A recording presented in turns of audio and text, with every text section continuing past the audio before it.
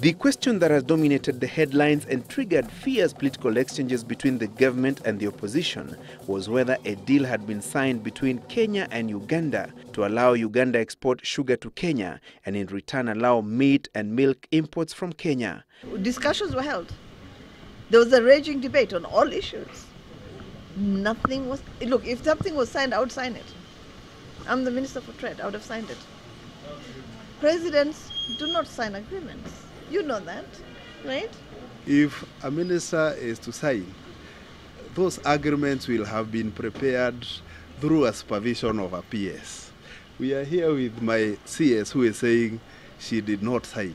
I am here looking you in the eye telling you I never prepared an agreement like that. I don't know which this agreement is. In fact, just the other day I challenged someone, I'll give you 500,000 shillings if you come with a copy of an agreement that was signed.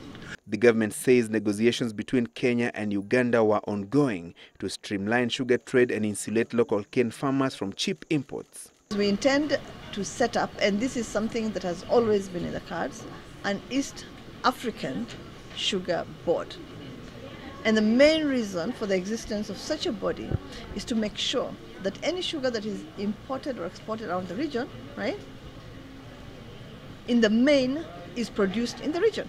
Despite the government's explanations on the agenda and outcome of President Kenyatta's state visit to Uganda, CORD members of parliament insist full disclosure must be made on benefits of the trip to thousands of cane farmers in the country's sugar belt.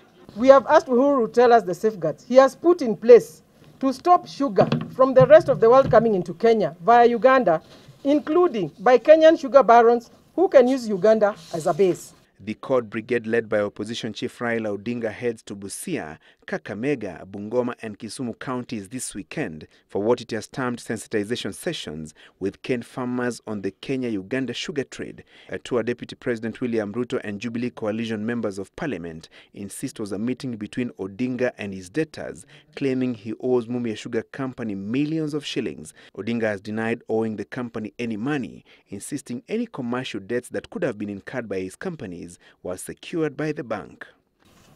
Honorable Raila Odinga did not send the Jubilee